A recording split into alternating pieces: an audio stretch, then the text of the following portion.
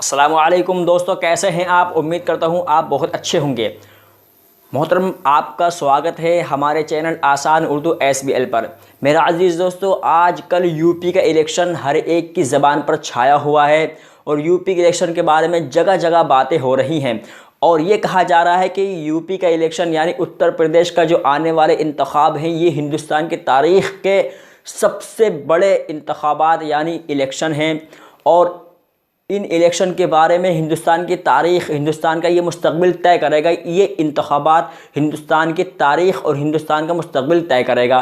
दोस्तों, इंतखाब कैसा होना चाहिए, हमें किस लीडर को चुनना चाहिए, वो कैसा होना चाहिए, आज की वीडियो में मैं मुख्तसर इसी बात पर ज़िक्र करूँगा।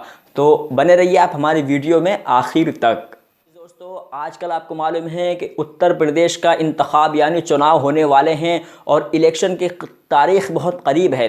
जूँ इलेक्शन करीब आ रहा है वैसे वैसे लोग अपनी अपनी बातें चौराहों पर, चबूतरों पर और गिरोह के गिरोह बैठकर बातें करते हैं। यूपी में इसकी सरकार बनेगी, यूपी में इसकी सरकार बनेगी, ये ऐसा काम करेगा, ये ऐसा काम करेगा। तरह तरह के लोग जितने मुँह होते हैं उतनी बातें करते हैं।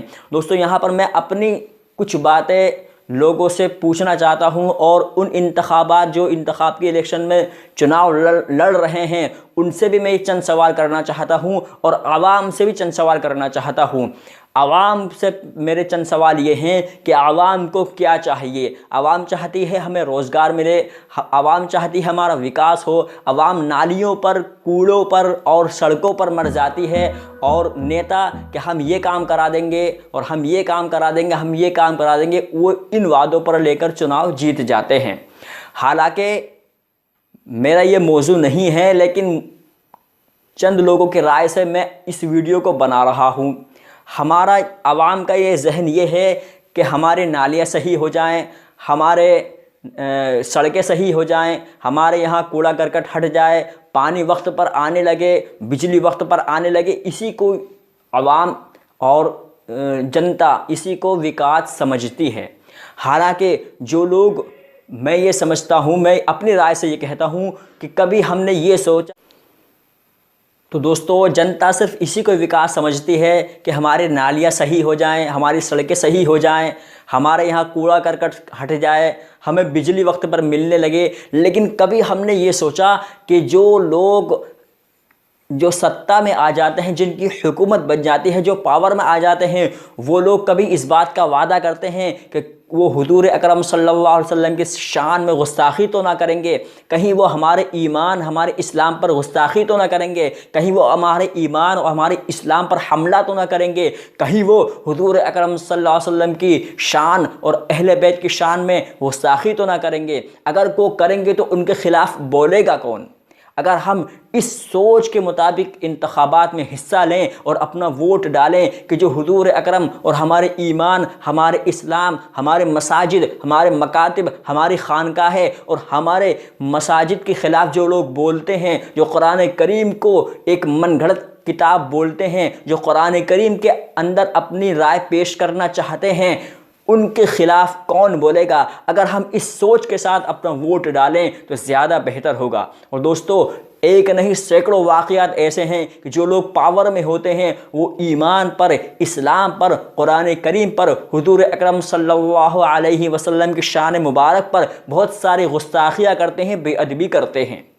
आज हम सिर्फ इसी को विकास समझते हैं कि यूपी के इलेक्शन में कोई ये जीत जाएगा तो ऐसा हो जाएगा। दोस्तों, हालांकि हमें ये सोचना चाहिए और हमें अपने अपने जो विधायक होते हैं, जो हमसे वोट मांगने आते हैं, उनसे सवाल करना चाहिए कि अगर इस तरह हमारे ईमान के ख़िलाफ़ कोई बोलेगा तो आप उसके ख़िलाफ़ आवाज़ उठाओगे।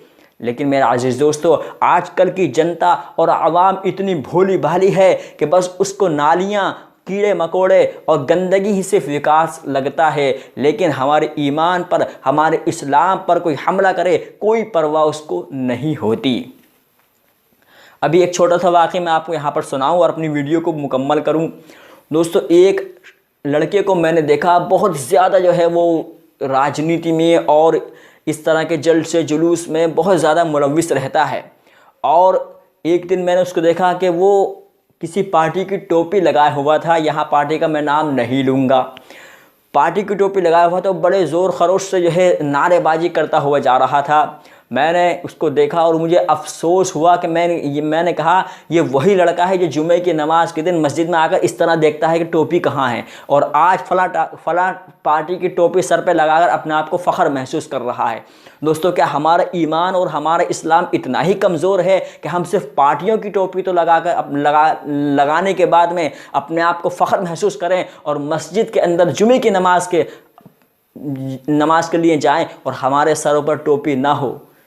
क्या हमारी गैरत हमारी गैरत हमें झंझोड़ती नहीं है कि हमारा ईमान इतना कमज़ोर हो चुका है कि हम अपने ईमान को बिल्कुल कमज़ोर समझते हैं और आजकल की दुनिया में पार्टियों को ज़्यादा मजबूत समझते हैं?